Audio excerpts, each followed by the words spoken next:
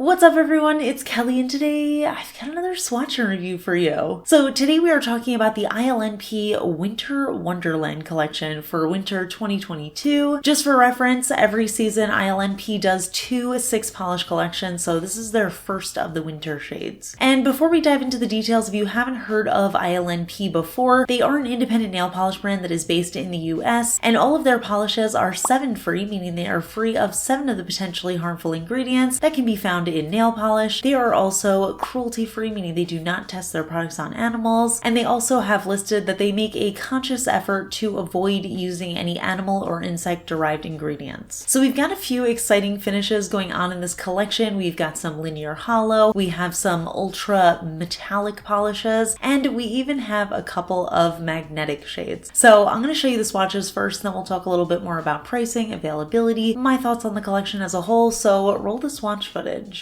So as with all of my swatch and review videos, I am using base coat underneath all of my swatches just to protect my natural nail and prevent any stains. Today I'm using the Orly Bonder base coat. So we'll start off with Snow Angel. This one is a sheer white base that has a really beautiful irregular scattering of silver metallic flecks. So you can see some of them are more of like a shimmer vibe, some of them are more of those slightly larger flecks that catch the light, and I have to say I love this in 1 and 2 coats. I am doing 3 just to show you what it looks like with a little bit more full coverage, but I love shades like this where you can kind of choose the vibe that you want your polish to be based on how many coats you do, and I love the vibe in 1 coat, I love the vibe in 2 coats, but honestly I also love the way that it looks in 3 coats. It feels like the perfect snowy wintry polish. It's such a perfect background for nail art, but it's also just such an elegant color to wear on its own, and I could see myself wearing this beyond just the winter as well. It also feels like it would be a perfect wedding color, and I also am very curious to see how this would look as the base of a French manicure with like a white tip. Would be so gorgeous. So absolutely love this as soon as I saw it. Next up we have the shade Elsa, and this one is part of the ultra metallic formula that ILNP does. So it's a super densely packed metallic fleck, and there's also a little bit of hollow sparkle in there as well, but this one is a really gorgeous icy blue. Now I have no idea why this was happening, but on me there was so much of like this pinky undertone. Now when I swatched it on its own, it looked like the blue in the bottle, and I saw in swatches on the ILNP website that this one definitely leans distinctly blue and doesn't have this sort of pinky undertone to it. So I have no idea why it looks like this on me, maybe just because I'm very warm toned, but either way it is a gorgeous color. It looks gorgeous in the bottle. I love the way that it looked on me, so I'm still pretty pleased with this one. I might have to wear it as a full manicure and show you guys in my what I wore on my nails this week short series that I do, so we can see if maybe it looks different in different lightings. Moving on, we have the first of 2 different magnetic polishes, and this is actually a relatively new formula that ILNP has been doing, and I absolutely love it. This one is called 0 Degrees, and it is a gorgeous blue metallic shimmer polish, and you can actually see while I'm applying it, the little extra flecks that are in there are actually little tiny silver metallic flecks, and they look so gorgeous. I have to say I love the way this looks. Even before the magnetization, it looks absolutely stunning. So the way that I like to wear my magnetic polishes is I will paint them on for full coverage. In this case I did 2 coats for full coverage, and then I'll do 1 additional thick coat to magnetize it. So I put on my 3rd coat, I magnetized it, and here's what it looks like with the cat eye magnetization. It's really gorgeous. It looks just super galaxy-like, wintry night sky aurora borealis kind of vibe. So I absolutely love that. But lately I've been experimenting with doing the aura style of magnetization, which kind of gives that 3D effect. So I also wanted to show that. So here I am going in again with a 3rd thicker coat to magnetize, and basically all I do is I just take the magnetic wand face down and I just move it around my nail, and I felt like it looked a little bit more subtle on camera. It's not too intense in real life either, but it does give a very slight 3-dimensional effect, and when you move your nail around it kind of looks like the shimmer is floating on the top of the nail, and then underneath you get all of that gorgeous deep blue color. So definitely a funky way to wear it, but a little bit more subtle than I expected.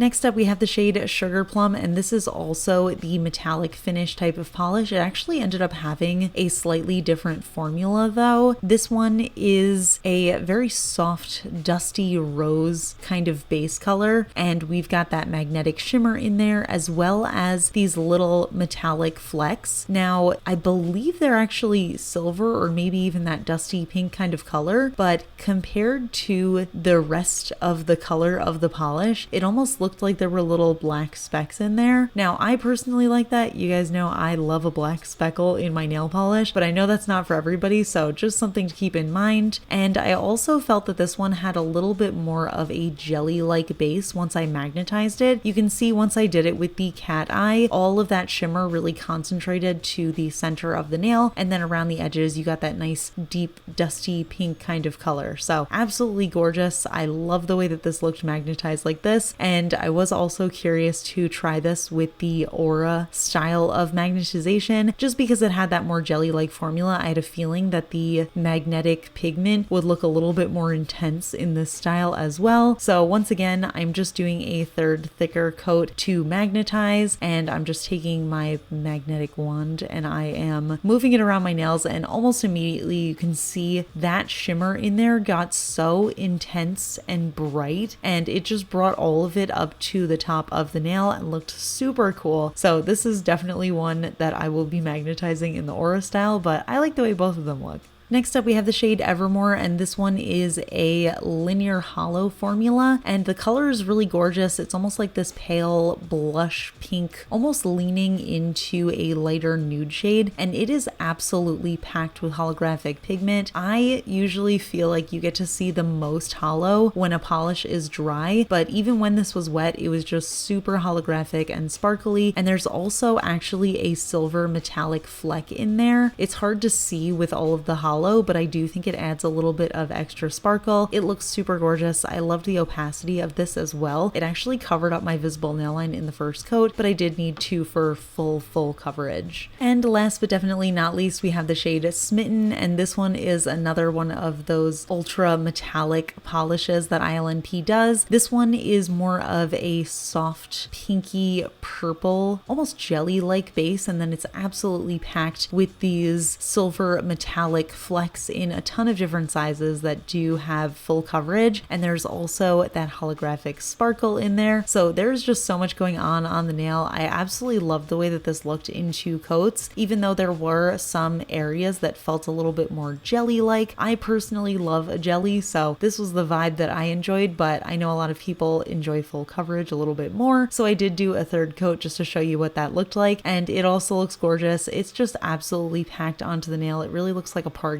and I could see this being a perfect New Year's color as well, just because there's so much sparkle and rainbow and fun going on there, and I just love that purple base. So here are all of the polishes together. I think they look a little bit more subtle in the bottles than they do on the nails, but we have so many intense, gorgeous shades going on here. I love all of the wintry vibes. I love that we've got like half bluish kind of tones and half pinky kind of tones. I think that's such a fun way to put the collection together. And even though they're all different finishes, they do feel like they go together really well. So I could see myself pairing some of these for nail art, and I just think they're really fun. I also love the magnetic polishes. I love playing around with them, and I love that they managed to make two different types of magnetic, a little bit more of like a subtle metallic feeling one, and then more of the classic jelly feeling one. So definitely very cool. Love to see all of the different types of finishes that ILNP can do. So yeah, those are the polishes, and I have to say I really enjoyed them. I love the color scheme here, and of course I loved all of the formulas and finishes. I think they did an incredible job with this collection. I love that they're diving into the magnetic polishes, especially because recently I've been having a lot of fun sort of experimenting with different ways to magnetize. And I also want to mention that I definitely appreciate not only the color story, but the color scheme, that we're getting these like pale, frosty, wintry kind of colors. And I think that's been a little bit of a trend with brands difference so far this year. And I really appreciate that. I mentioned in my Orly video that I love when brands step outside of the box in terms of like the traditional color schemes. And don't get me wrong, I do love my traditional holiday colors, but I also just love the pale winter vibes as well, because I feel like they're just so appropriate for the season, and they also just carry you all the way through to spring, and even a lot of times include spring, because I feel like sometimes we get all of these gorgeous holiday colors and then it feels weird to wear them in like January and February, you know what I mean? So I just really appreciate this type of color scheme. So all of these polishes come in the usual 12 milliliter bottles. They have what I like to call a medium wide flat brush, so it's not too wide, but it's also not a round skinny brush. And they do have these soft touch caps, which I think are just a really nice, elegant touch. Now the prices do vary per finish here, so the regular polishes retail for $10 USD, and the magnetic polishes retail for $12.50 USD each. But as of the filming of this video, they are currently still on their pre-order sale. So usually when ILNP announces their new collections, they will do $1 off each polish. And like I said, right now it is still currently available, so I'll link it down below. But one more quick note, if you aren't aware, the magnetic polishes do require a nail magnet specifically. They do not come with the polish, so you do need to purchase that separately, but any brand of nail magnet will work for magnetic nail polishes, so if you already have a magnet, you're all set. But yeah, that is it for my thoughts on the collection, but I would love to hear what you think. What do you think of this variety of finishes? What do you think of this non-traditional color story? Let me know in the comments, we can chat about it. If you enjoy my swatch and review videos, please give this one a thumbs up. It lets me know I'm doing a good job. And if you're not already subscribed to my channel, please consider subscribing. I put out new videos every Tuesday, Friday, and Sunday. And a huge shout out to my supporters on Patreon, my first royal astronomer, Amanda M, as well as my cosmic admirals, Rocket Man's daughter, Paula, Ken, and Rosie. I really appreciate your support, and I'll see you all in my next video. Bye. Today's fun fact question comes from Patreon supporter Allison Lawrence, and Allison wants to know, since moving to Vegas, has your style changed or been influenced since it's completely different than the East Coast? That is an interesting question. I don't think that my style has changed because I've moved here, but I think slowly over the last few years my style has changed. And I shouldn't even say changed. I think it's evolved a little bit more, because as I'm,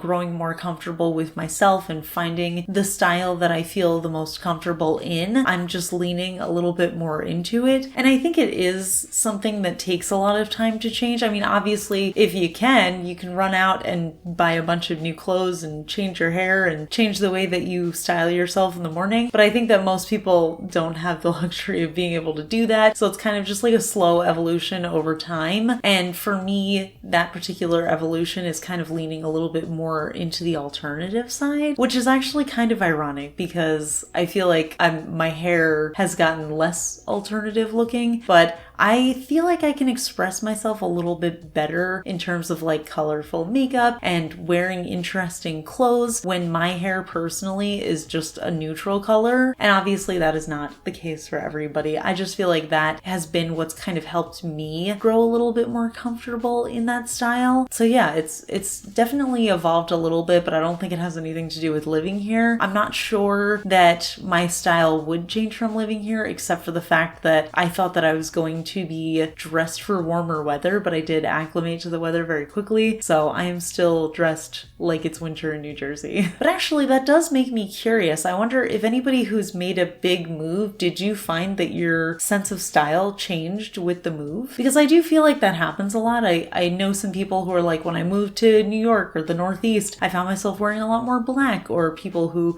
moved to the South are like, I found myself wearing a lot less black. So it is interesting to hear how that does kind of influence people's decisions and how they express themselves. But yeah, so let me know in the comments. We can chat about it. And I will see you all in my next video. Bye!